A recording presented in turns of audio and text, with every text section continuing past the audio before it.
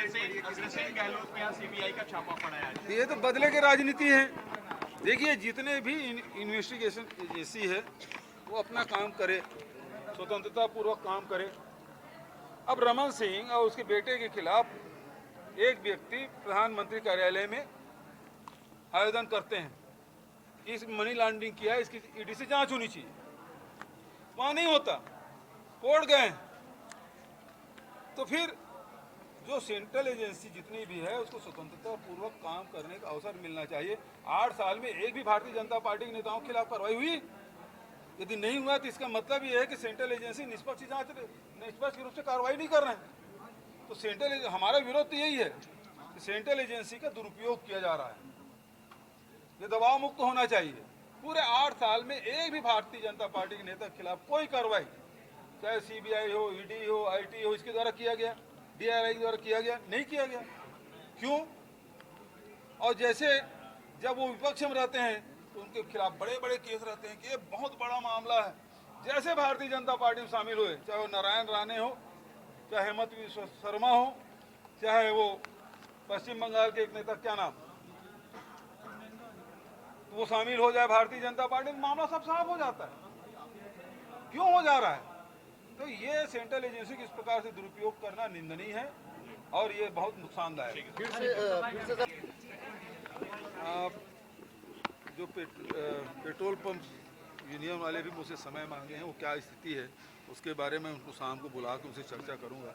और पूरे देश में इस प्रकार से आपूर्ति घटाई जा रही है, मतलब क्या जो श्रीलंका की स्थिति है उस दिशा हम लोग जा रहे हैं। सबसे पहले तो वहाँ पेट्रोल डीजल मिलना ही बंद हुआ था, क्या देश उस दिशा में जा रहा है?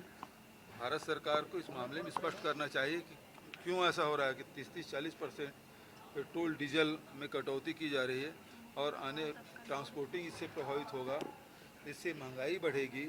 और दूसरी बात, अब खेती किसानी का सीज़न आ गया है, यदि डीजल नहीं मिलेगा तो खेती भी प्रभावित होगा, क्योंकि हमारे यहाँ धान की खेती होती है, एक बोई का सीज़न है, चाहे वो धान बोएं, चाहे अरहर बोएं, चाहे वो कोदो कुटकी रागी बोएं, चाहे मक्का बोएं, वो सारी फसलें अब बोने का सीज़न आया है।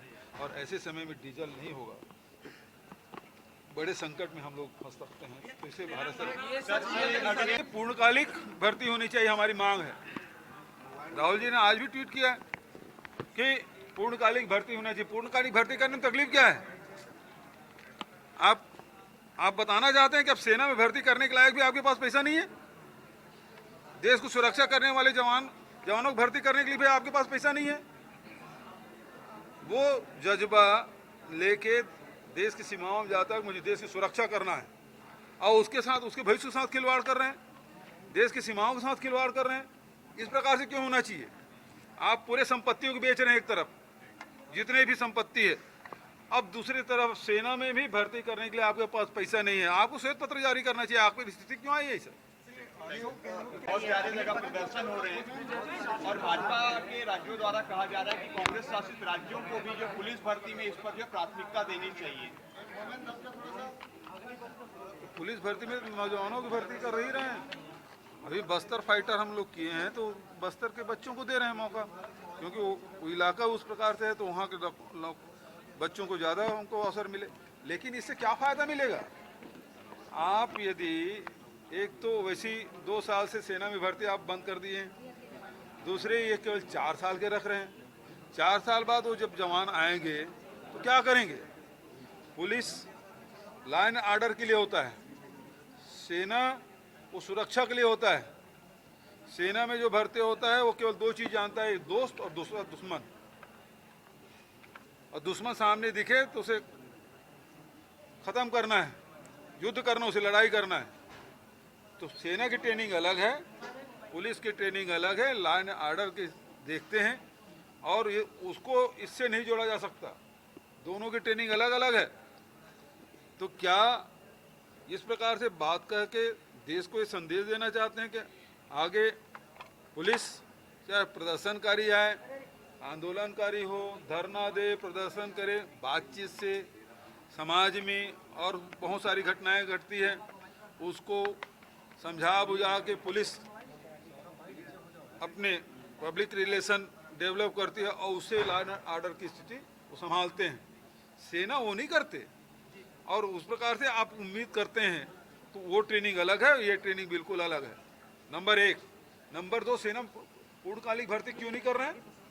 2 साल से आप भर्ती नहीं कर रहे हैं, और 4 साल बाद वो जवान 22-23 साल का लड़का वापस जब अपने घर लौटेगा और बेरोजगार होगा तो इतने लोगों को सब जगह क्या पुलिस में भर्ती करेंगे? संभव है? और भर्ती हुए ठीक है, और नहीं भर्ती हुए वो तो उनको तो बंदूक चलाना आ गया है। तो समाज को किस दिशा में ले जा रहे हैं आप? आपकी नीयत ठीक नहीं दिखाई दे रही है। समाज के बच्चों को में इस प्रकार से आप आधा अधूरा छोड़ देंगे तो फिर तो वो गिरोह बना के आपराधिक घटनाओं में भी शामिल हो सकते हैं। अभी आप देखेंगे चाहे नक्सली प्रभावित क्षेत्र हो और दूसरे क्षेत्रों में, आखिर किन लोगों ने ट्रेनिंग दी? वो जो ट्रेनिंग हुआ है, नक्सलियों को ट्रेनिंग किसने दी?